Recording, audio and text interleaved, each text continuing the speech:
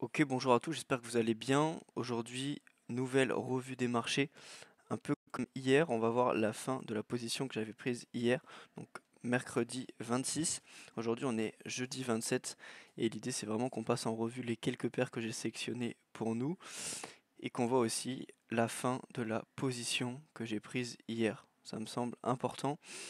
Donc concrètement, pour commencer, on va analyser les quelques paires que j'ai mis en rouge juste ici.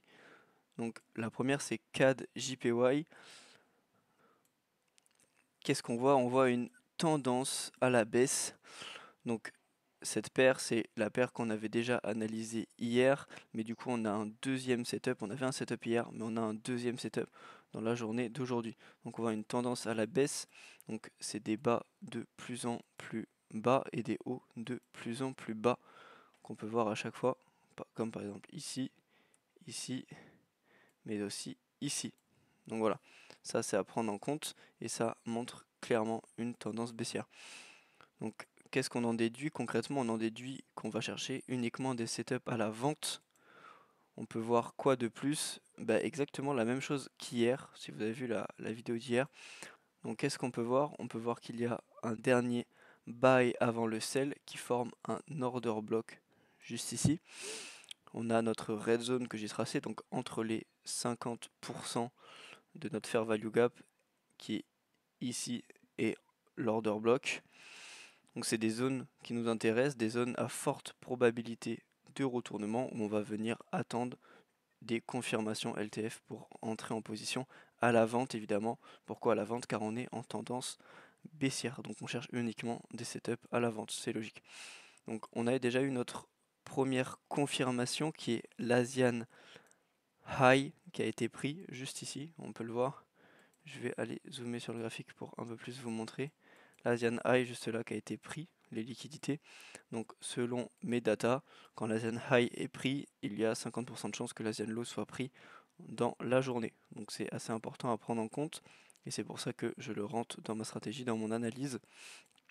Donc là l'idée de la journée, c'est qu'on vienne rentrer plus en profondeur, soit dans la red zone juste ici, ou alors soit directement dans notre order block et une fois qu'on est dedans, on va aller chercher du LTF et des confirmations en LTF pour pouvoir rentrer à la vente et on va target où? On va target le bas de l'Asian car c'est des liquidités qui n'ont pas encore été prises et qu'on va venir aller chercher.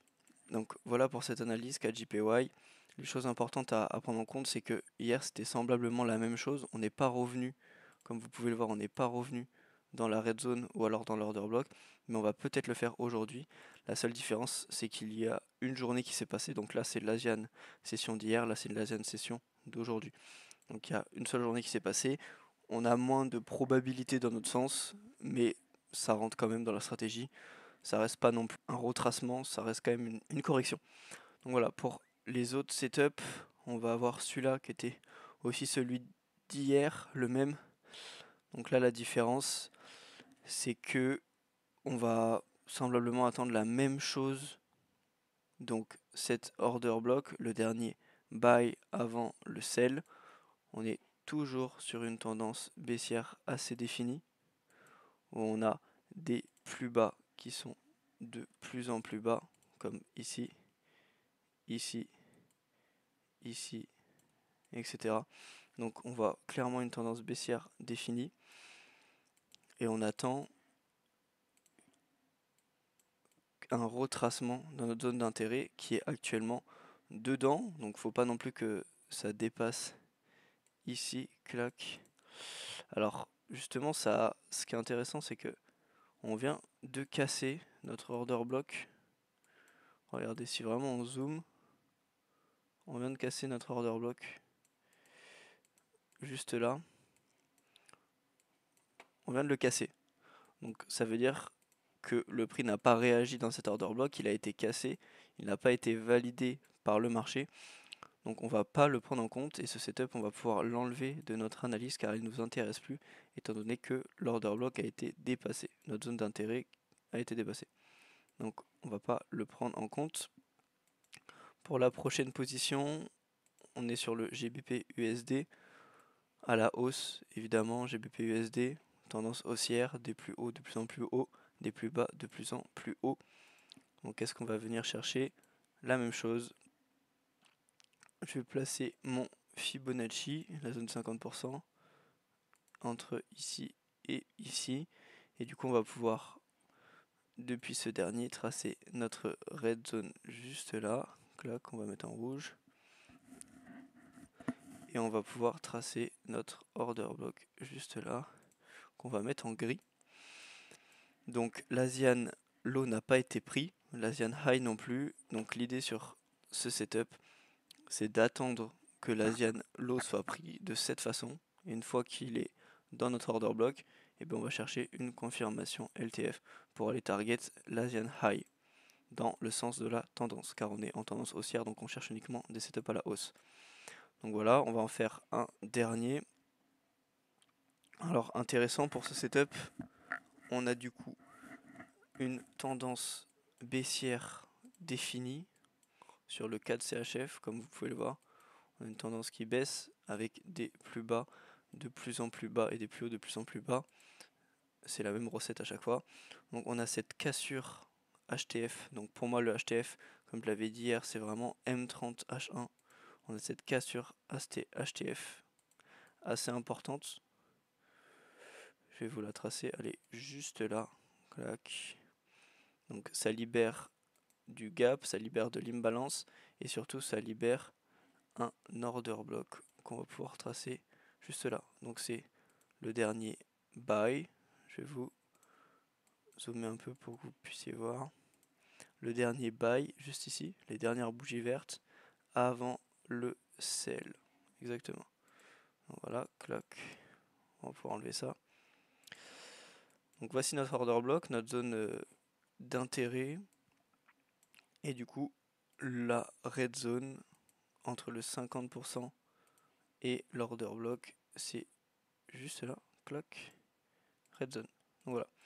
Donc l'idée sur ce setup, c'est qu'on attende que le prix corrige dans la red zone. C'est en train de se passer, ça va sûrement se faire dans la journée, il est que 11h. Donc ça va sûrement se faire en début d'après-midi. Et une fois qu'on va être dans la red zone, évidemment, plus le prix vient en profondeur et se rapproche de l'order block, plus on va avoir de R sur notre position, parce qu'on est loin de notre potentiel TP. Et du coup, plus on a aussi de probabilité dans notre sens. Donc c'est plutôt intéressant d'attendre une confirmation assez profonde. Donc actuellement, on est déjà venu chercher cette Asian High, juste là. On est venu chercher liquidité de l'Asian High. Donc on va pouvoir aller target l'Asian Low une fois évidemment qu'on sera rentré en position. Donc c'est pas encore le cas, mais c'est un setup qui commence à être pas mal qu'on va pouvoir garder. Et pour finir cette vidéo, on va revoir la position qu'on a passée hier sur l'USD CHF. Donc voici le résultat de la position. Donc c'est un stop loss. Alors ce qui est intéressant, c'est que c'est vrai que c'est un trade qui était dans notre stratégie, donc c'est un trade qu'on se devait de prendre. C'est notre travail de prendre ce genre de position car elle respecte notre plan concrètement. Donc on avait des probabilités dans notre sens assez importantes pour qu'on puisse prendre cette position, c'est pour ça que je l'ai prise. Ça n'a pas été fort concluant étant donné qu'on a pris un stop loss. Donc pour vraiment essayer de prendre le feedback et l'analyse, on voit du coup en H2, H4, donc en plutôt HTF, qu'on est évidemment en tendance baissière. Et là du coup ce que le marché est venu faire, c'est qu'on est en train de push agressivement à la hausse. On a cassé ce dernier plus haut à l'achat du coup. Pourquoi pas un retournement de tendance. C'est vrai que c'est pas vraiment une question de chance, mais on n'a pas de chance que ça tombe sur nous, notre position. Et il y avait plus de probabilité pour que le marché continue à baisser comme ça le fait depuis le début. Donc ici on a une zone d'intérêt assez forte, juste là. Donc c'est possible que le prix vienne aller la chercher. On en a aussi juste là avec un gap qui n'a pas été comblé, comme on peut le voir ici. Ce gap n'a pas été comblé plus que ça. Il reste toute cette partie. Donc c'est possible que le prix revienne aller chercher ce gap pour continuer sa tendance baissière qui fait depuis plusieurs semaines. Donc ça, bien sûr, on n'est pas des magiciens, on le sera jamais. La seule chose qu'on peut savoir, c'est quelle est notre stratégie et la respecter. Donc c'est exactement ce qu'on a fait. Donc on a fait notre part du travail. Le travail n'est pas fini, il reste une chose à faire. Dernière partie du travail sur cette position, ça va être évidemment d'aller screen les différents time frames, donc H4, H1, M30, M15, M5 et pourquoi pas M3. Donc voilà, je viens de remplir mon journal de trading et ma dernière position, donc l'USD CHF juste là, avec pourcentage du coup -1 comme on a pris un stop loss. C'est un trade qui a respecté mon plan. Et du coup pour les catégories, les colonnes overnight, pas d'overnight, mise à BE et laisser courir, ça en fait je teste différentes versions de ma stratégie. Donc une version où je fais de l'overnight, une version où je n'en fais pas.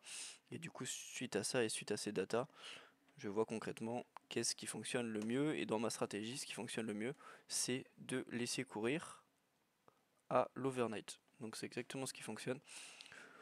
Donc c'est ce que je vais employer à terme sur mes propres firmes, sur mes comptes perso, etc. dans cette stratégie. Et du coup, pour vous montrer un peu plus en détail, ce que j'ai fait, c'est que j'ai mis les différents screens qu'on a pris tout à l'heure, donc HTF, MTF et LTF. Comme ça, je peux voir concrètement où je suis rentré, quand, comment, pourquoi, etc. Donc je vais encore un peu annoter ma position. Et c'est bon pour le journal de trading. Donc voilà, ça c'est mon journal à moi qui me permet de traquer mes trades et mes datas. En tout cas, j'espère que vous avez apprécié la vidéo. Je vais en faire une prochainement. Je ne sais pas encore sur quoi. Je vous tiendrai au courant directement dedans. Merci de votre attention et je vous souhaite une très bonne fin de semaine.